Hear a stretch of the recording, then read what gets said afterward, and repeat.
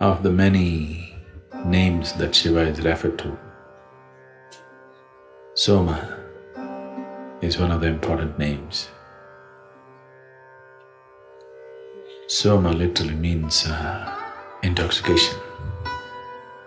If there is no intoxication, you will never be mad enough to jump into the ultimate void, which is only liberation. So, Soma or Somasundara is one of prominent names of Shiva. Always inebriated, but fully alert. So,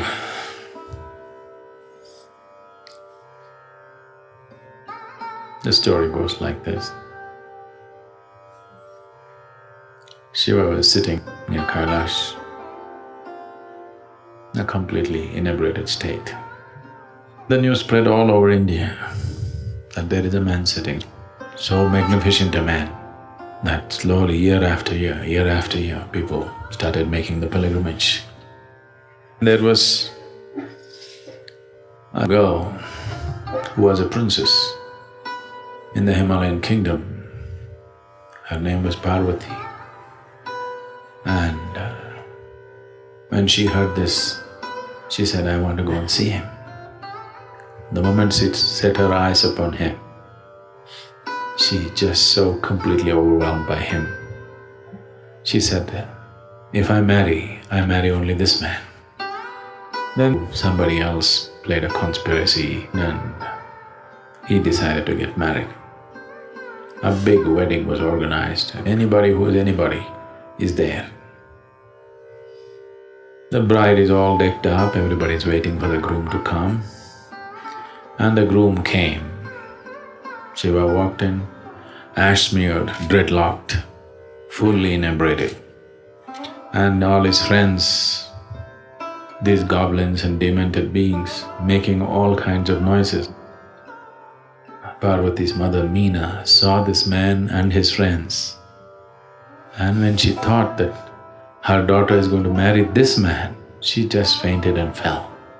Then they revived her and she was completely heartbroken. How can I give my daughter to this man? He's wild, he's completely uncivilized. He's not even a man, he's something else. So Parvati went and begged Shiva, for me, whichever way you are, for some reason you put on a hideous form and come, this is also okay with me. But for my mother's sake, just show a better form. Then he said, okay. And then he turned into a very graceful and beautiful form, which was referred to as Somasundara, drunk but beautiful, completely inebriated, eyeballs up, but he became utterly beautiful. Then Meena revived and looked at this magnificent man standing there, and she said, I would like to give my daughter to this man, not to that one. So, inebriation, intoxication is an essential quality of meditativeness. If that's not there, if you're not drunk, how can you just sit? It will be the most torturous thing, simply sitting there like this, trying to concentrate on something. So that's his essential quality. So he carried the moon. That's a symbolism, that he is always drunk upon himself, no substances. So when we said Shiva constantly drank Somarasa, he was not an alcoholic. He just imbibed the moonbeams which he carried always in his hair and constantly drunk. This blissful state is not a goal by itself.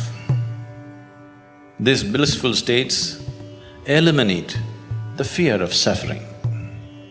Only when the fear of suffering is gone, only when this idea, what will happen to me, is completely eliminated from you, you would dare to explore life. Otherwise, you only want to protect it. Whether a career or a business, it's all about security. Marriage is about security. Everything is about security. As long as the fear of suffering is constantly playing its role, now you will not dare to really go into deeper dimensions of life. Only if you're drunk like this, but fully alert. Now, there is no fear of suffering, you're willing to go anywhere.